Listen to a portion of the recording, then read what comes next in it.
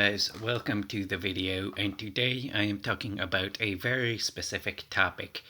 Today, I usually do my first look lineup. I usually build a lineup and talk about it, but I think I'm going to go hold off on building my lineups moving forward. I'm probably going to post my full lineup video later in the week at around Wednesday or Thursday.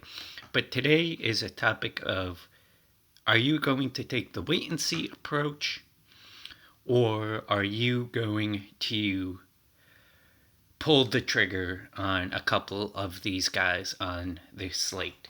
Now, this topic is coming up because people who took the wait and see approach on Dalvin Cook this past week got burnt. Dalvin Cook coming back from injury, people wanted to wait and see if his usage was going to be the same. So everybody who pulled the trigger on Dalvin Cook this week got rewarded for it. So now there are two guys that I'm going to ask, will you pull the trigger on them this week? This first one being Tua Tagovailoa, priced at $5,500, going against Miami. Going against Arizona. A pace-up play. They're going to be playing from behind in a good environment, fast-paced environment, going to get a lot of plays. Only put up 6.72 fantasy points against a Rams defense that is very good. I think this matchup against Arizona is favorable. And you're getting off the chalk with Kyler Murray at 5,500. It's like, if you're playing, are you going to pull the trigger on Tua Tagovailoa? And at 5,500, it seems very tempting. If I'm probably going to be multi-entering this week, and if I put out 20 lineups, Tua might be in 3. I am more willing to take a dart throw on a guy like Tua at 5,500, especially when he came off a bad game. I think that at 5,500, it might be worth a shot. And it might be worth a shot knowing that he can bomb, and he might put up 6.72 fantasy points. He can have that type of day again. But if you're right on Tua and you get solid leverage off of the Kyler Murray ownership, I think he could be a fine play. Do I think he's at the level of Justin Herbert when I was saying you guys need to be playing Justin Herbert and Keenan Allen? No, definitely not. But it's a buy low opportunity that nobody's going to be playing, and it's like, it's worth a shot. I think this is a good game environment. I think in week 8, it wasn't as positive of a game environment for the quarterback position. And so the question is, are you going to have the stones to play Tua Tagovailoa going against Arizona, and then bring it back with the chalk piece of DeAndre Hopkins, and, stack that game, but do it in a way that's contrarian? There are a lot of quarterbacks on this slate that I like that are going to be a little more chalky. I don't know. Do I see paths for failure for Tua at this price? Sure. But I definitely think he has the upside, and if everybody's going to ignore him, again, if I'm putting in 20 lineups, he might be in 3. Like, he's not a plug and play for me. I'm not screaming at the top of my lungs, you must be playing Tua. But this might be a good opportunity. And then the other piece And then, of course, if I'm playing Tua, that means I'm going to pair him with Devontae Parker, which, with a $10,000 total stack, it might be worth it. And then another guy, Christian McCaffrey, of course, he's on the IR. We're going to have to monitor if he's going to come back. But are you willing to play Christian McCaffrey at 8,500 if he does come back? I'm a little hesitant on playing Christian McCaffrey because there are guys that are priced less that I think have a better opportunity for a high ceiling.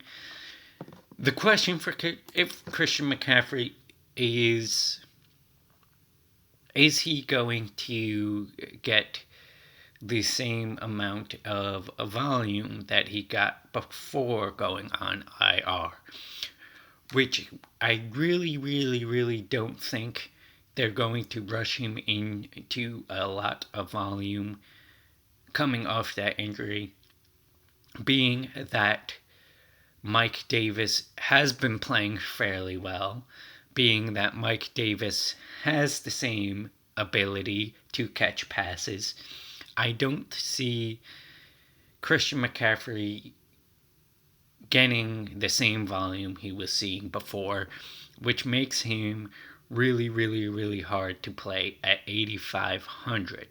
I think there's solid options at running back at 7K and below that are, in this given week, are much better than Christian McCaffrey at 8,500. But that is the overall feeling that I'm getting from Christian McCaffrey. But again, going against Kansas City, he is going to see an incredible amount of work in the passing game. And if you believe more than I do that the Carolina Panthers are going to give him the same usage, then are you going to pull the trigger on Christian McCaffrey?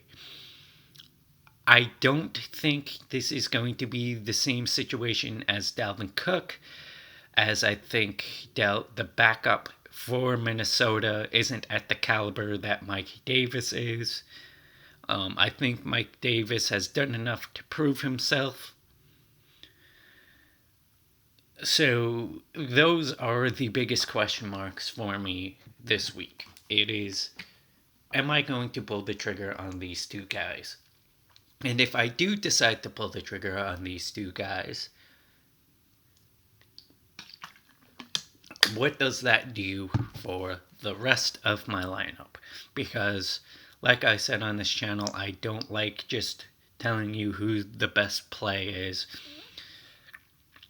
I like thinking of lineup construction overall, and if I play one guy, how does that affect everything else? And playing Christian McCaffrey at 8,500, I think it affects my lineup in a very negative way, especially if you're under the belief that he is going to be splitting a lot of time with Mike Davis.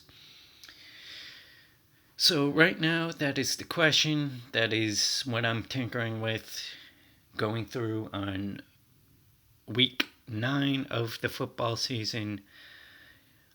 It's good to be back making content. I'm going to be back making content almost every day for the rest of the year now.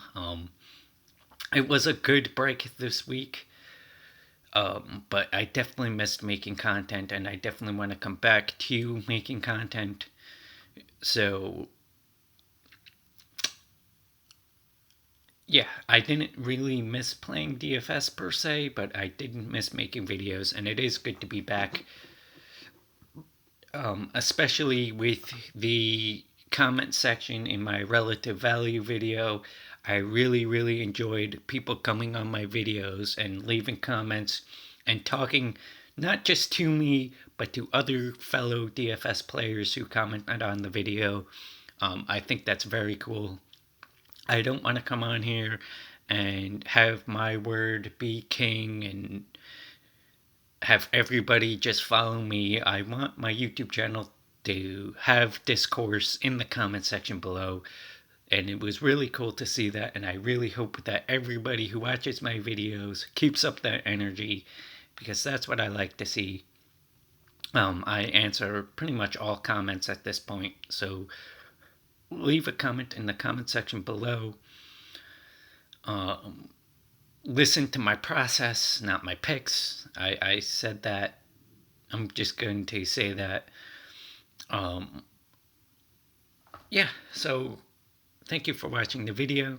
If you like the video, give it a thumbs up. If you don't like the video, give it a thumbs down. Leave a comment in the comment section below on how I can do better, and I'll see you on the next one.